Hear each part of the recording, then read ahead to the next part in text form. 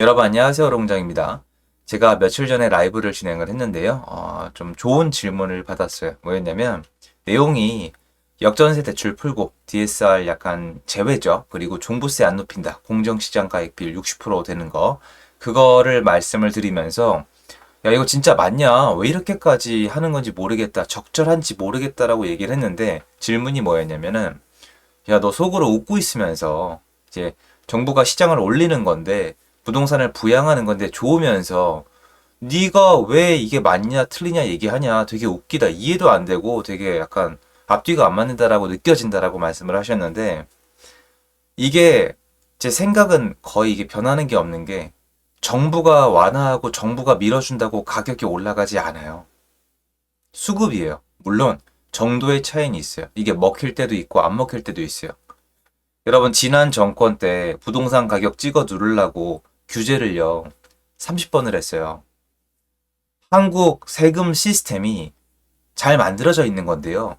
거의 진짜 쓰레기 직전 누더기까지 갔어요. 왜 그러냐면 세무사가 상담을 포기했어요. 아마 전 세계적으로 유례가 있나 모르겠어요.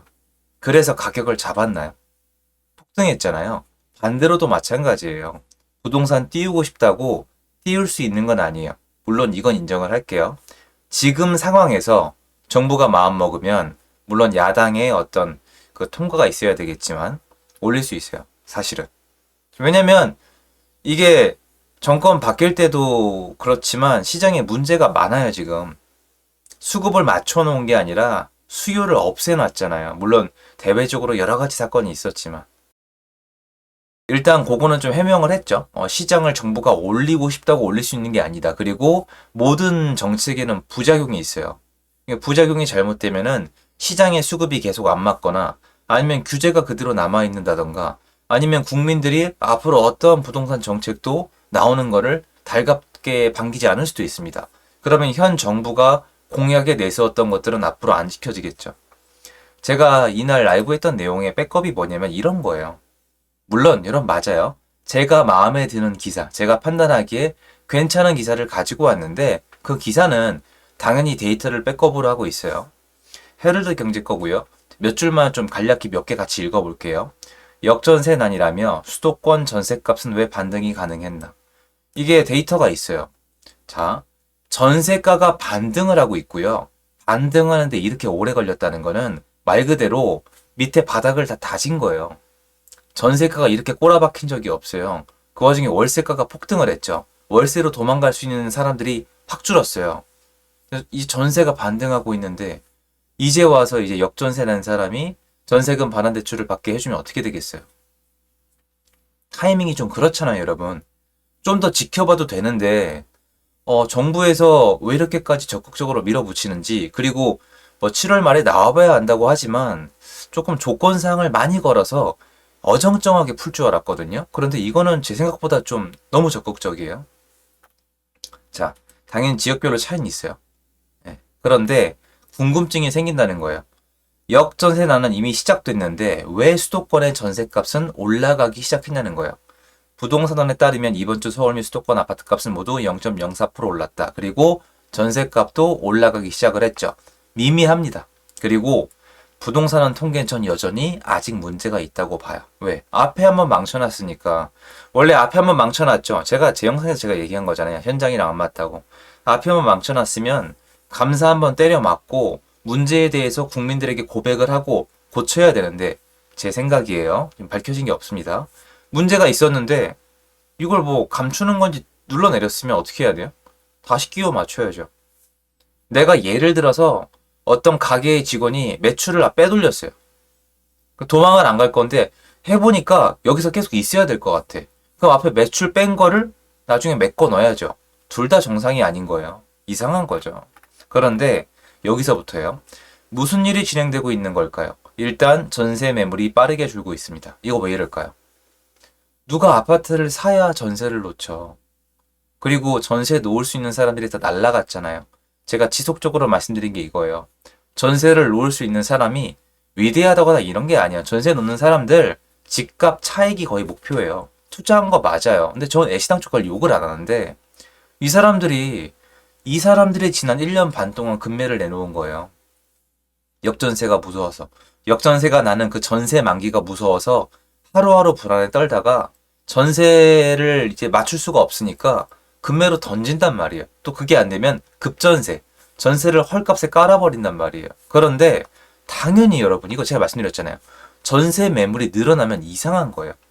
처음에 한동안은 늘어날 수 있죠. 안 나가니까. 조급한 마음에 전세가 너무 안 나가니까 먼저 내놓거나 서로 경쟁이 붙거나 아니면 투자로 들어갔던 사람들이 여전히 집을 가지고 붙들고 있으면은 전세 공급이 늘어날 수 있어요. 신규 공급이 많아도 마찬가지고, 예를 들어서 악성비 분양이 나서 건설사가 팔고 나서도 늘어날 수 있는데, 거래량만 따져봐도 예전에 거의 뭐 10분의 1이에요. 잘 될 때. 10분의 1은 좀 심하다 쳐도 5분의 1이에요. 한 예전에 20%밖에 거래량이 안 나왔어요. 그럼 그 안에 이 상황에 지난 1년 반 동안 전세 끼고 갭 투자? 전세에 넣으려고 투자한 정신 나간 사람이 몇 명이나 되겠어요? 그러면 1년 반 동안 이 사람들 숫자가 줄었겠죠. 기존에 있던 사람들은 나가 떨어졌고 새로운 사람은 늘어나지 못했고, 그럼 어떻게 되겠어요? 전세 공급량이 줄어드는 게 너무 당연하잖아요. 전세 공급만 줄어든 게 아니에요. 주택 거래 자체가 안 됐잖아요. 누군가 새로 집을 사서 전세를 놔야 전세 공급자가 늘어나는 건데, 못 늘어난 건 기본이고 옛날에 놓던 사람들도 다 문 닫았다고요. 그러니까 여기 보면은 전세 공급이 늘어날 상황도 아니다. 그렇잖아요. 전세 공급은 신규 입주량이 증가할 때 늘어나는데 수도권의 공급량도 많지가 않아요. 이 사람이, 이분이 지금 제대로 파악하고 있는 게 맞아요. 수도권에 입주가 많지 않은데 미디어에 뭐만 나와요? 인천만 나오잖아요. 근데 인천은 같이 써요, 수요를. 여러분, 인천 검단 원래 김포였던 건 다 아시죠? 그럼 어디랑 같이 쓰겠어요? 경기도권이랑 겹치잖아요. 경기도 수도권을 다 합치면은 이 입주 물량이 부족한 게 맞아요. 제가 이렇게 얘기하면 이상하게 들릴 수도 있는데. 그러니까 지금 여기 내용을 다 보면은 이런 추세가 계속 이어진다면 올 하반기부터 내년 상반기까지 주택시장을 흔들 변수로 여겨진 역전세난은 예상외로 큰 위기 없이 지나갈 수 있습니다. 전세는 수요와 공급이 맞지 않으면 단기간 변동폭이 꽤 큽니다. 그렇죠. 떨어질 때도 빠르지만 오를 때도 단기간 10% 이상 급등하는 경우도 많습니다. 이건 옛날 얘기고, 이제는 임대차 3법이 통과가 됐죠.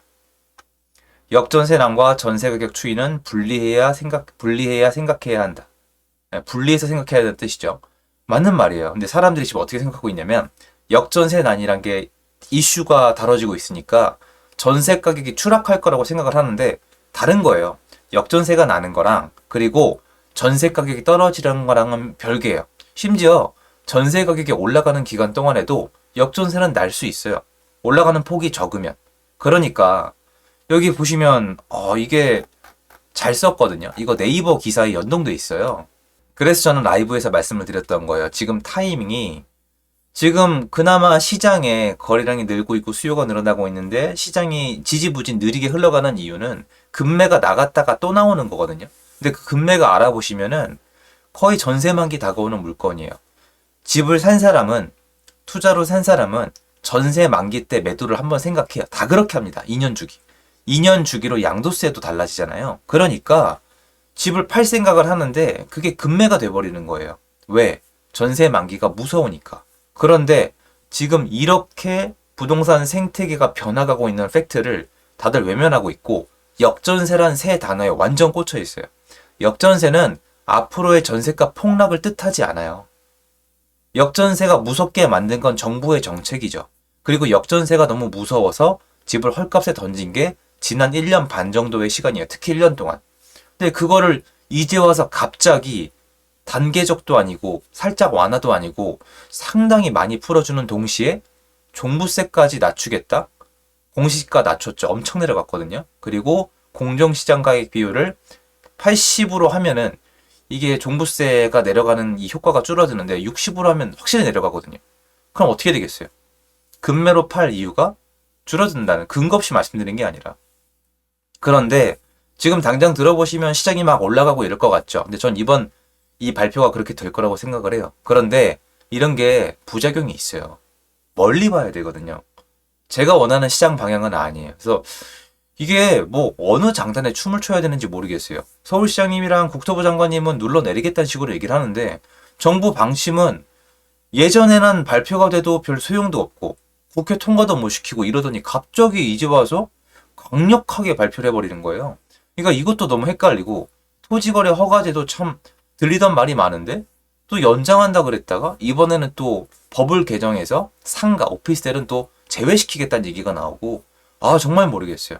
그래서 시장에 나타날 현상만 생각하기로 한 거거든요. 그래서 요 기사 한번 찾아 읽어보세요. 네이버 칼럼에 나와 있거든요. 내용 좋습니다.